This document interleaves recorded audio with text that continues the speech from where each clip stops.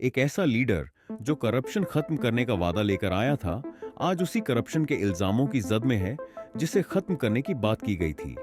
इमरान खान, पाकिस्तान के साबिक वजीर आजम और उनकी बीवी बुशरा बीबी एक ऐसे करप्शन स्कैंडल में फंसे हुए हैं जिसने पूरे मुल्क को हिलाकर रख दिया है। लेकिन असल सच्चाई क्या है? क्या यह सियासी इंतकाम है या फिर लालच और धोखाधड़ी की एक हकीकी कहानी? आज हम तोशा खाना स्कैंडल के वो राज खोलेंगे जो शायद आप तक कभी नहीं पहुंचे।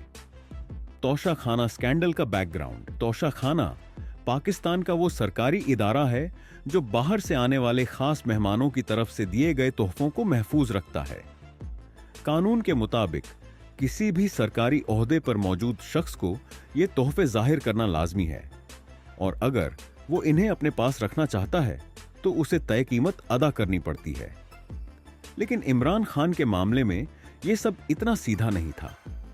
2018 से 2022 के बीच इमरान खान ने वजीर आजम के तौर पर अपने इख्तियारात का गलत इस्तेमाल किया। कहा जाता है कि उन्होंने और उनकी बीवी बुशरा बीबी ने लाखों रुपए के कीमती तोहफे अपने पास रखे और उन्हें बेचकर पैसे कमाए। ये सिर्फ आम तोहफे नहीं थे, बल्कि इनमें कीमती हीरे, लग्जरी घड़ियां और नायाब चीजें शामिल थीं, जिनकी कुल कीमत करीब 14 करोड़ रुपए थी। ये कहानी तब और उलझ जाती है जब इन तोहफों की फरोख्त के बारे में अदालत में पेश होने वाले सबूतों और गवाहों की गवाही देखी जाती है। तोशा खाना के रिकॉर्ड्स, नैब की तहकीकात और मीडिया रिपोर्ट्स के मुताबिक ये स्कैंडल सिर्फ इल्जामों तक महदूद नहीं है, बल्कि ठोस सबूतों पर मबनी है। गवाहों की गवाही और खुलासे। नैब की तहकीकात में कुछ गवाहों ने अहम खुलासे किए हैं। इनमें सबसे अहम नाम तोशा खाना के साबिक डायरेक्टर मोहम्मद अली और एक सीनियर अफसर जावेद इकबाल का है। इन गवाहों ने अदालत में दावा किया कि इमरान खान के द्वारे हुकूमत में कीमती तोहफों की कीमत कम दिखाई गई और उन्हें जाती फायदे के लिए बेचा गया। एक मिसाल लें, एक घड़ी जिसकी असल कीमत 5 करोड़ रुपए थी, उसे महज 20% कीमत पर रखने का दावा किया गया। मोहम्मद अली ने अदालत में कहा कि इस घड़ी को ओपन मार्केट में बेचा गया और उससे हासिल होने वाले पैसे सीधे इमरान खान और बुशरा बीबी के जाती अकाउंट्स में जमा किए गए। ये तमाम तफसीलात अदालत में पेश किए गए डॉक्यूमेंट्स और बैंक ट्रांजैक्शंस के जरिए साबित की गईं। तो यहां पर हम खबर से आपको आगाह करें, तोशा खाना स्कैंडल की नैब इंक्वायरी। चेयरमैन पीटीआई ने नैब को तहरीरी जवाब जमा करा दिया है। एहतशाम अब्बासी, एहतशाम क्या नहीं, हमारे नुमाइंदे इस वक्त हमारे साथ हैं। जी एहतशाम, आगाह कीजिएगा, क्या अपडेट्स हैं? नैब की कंबाइंड इन्वेस्टिगेशन टीम ने आज चेयरमैन तहरीक इंसाफ को जाती तौर पर तलब किया हुआ था। चेयरमैन तहरीक इंसाफ आज पेश तो ना हुए। यही नहीं, जावेद इकबाल ने यह भी दावा किया कि उन्हें आला ओहदेदारों की तरफ से ये हुक्म मिला था कि तोहफों की असली कीमत कम दिखाई जाए ताकि इन्हें अपने पास रखने में आसानी हो।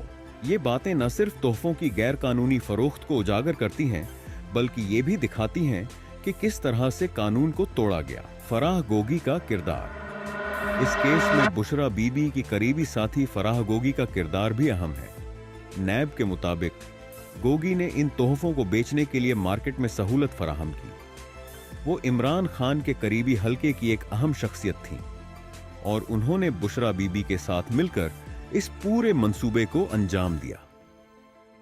फराह गोगी इस वक्त दुबई में रहती हैं और नैब की तरफ से उन्हें इस केस में बार बार तलब किया गया, लेकिन वो पेश नहीं हुई। नैब ने उनके खिलाफ रेड वारंट जारी करने की भी मांग की है, लेकिन हुकूमत की तरफ से इस पर कोई बड़ा कदम नहीं उठाया गया। गोगी का किरदार इस स्कैंडल में न सिर्फ सबूतों के दायरे में आता है, बल्कि यह भी बताता है कि यह मामला सिर्फ इमरान खान तक महदूद नहीं था, बल्कि इसमें पूरा नेटवर्क शामिल था। इसमें बानी को बतौर वजीर आजम मिलने वाले 108 तहाइफ की फहरिस्त पेश। केस की अडियाला जेल में समात। बानी पीटीआई और बुशरा बीबी अदालत में पेश। काबीना डिवीजन के सेक्शन ऑफिसर ने बयान रिकॉर्ड करा दिया है। 108 तहाइफ की फहरिस्त और 100 सफात पर मुश्तमिल रिकॉर्ड अदालत में पेश कर दिया। तफसीलात रावलपिंडी से क्या ये सब सियासी इंतकाम है? इमरान खान और उनके सपोर्टर्स इस स्कैंडल को सियासी इंतकाम करार देते हैं। उनका दावा है कि ये केस उनकी सियासी मकबूलियत को खत्म करने की कोशिश है।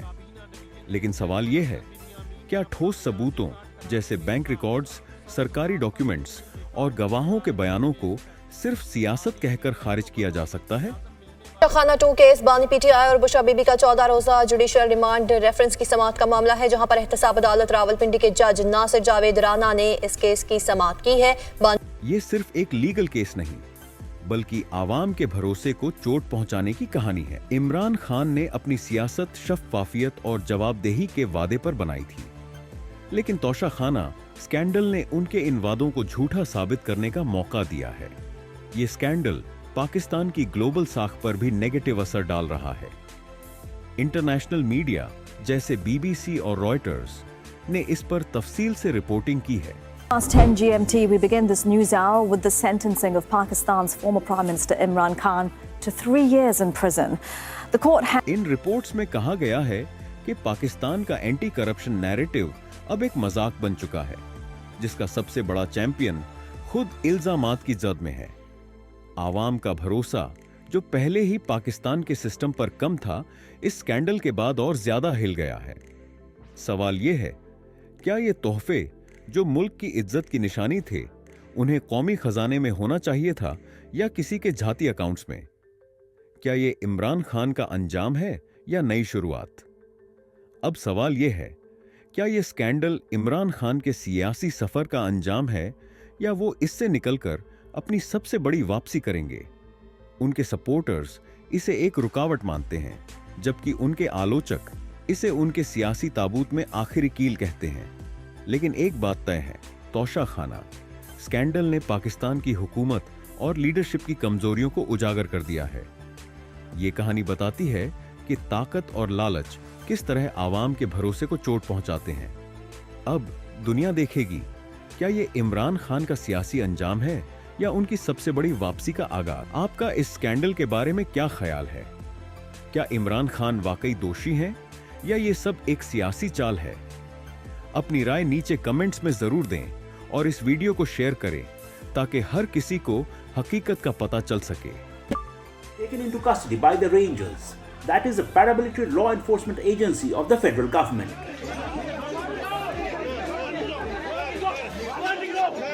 Videos shared on the Twitter handle of Pakistan Tehreek-e-Insaf Party shows a large number of Rangers personnel surrounding Imran Khan.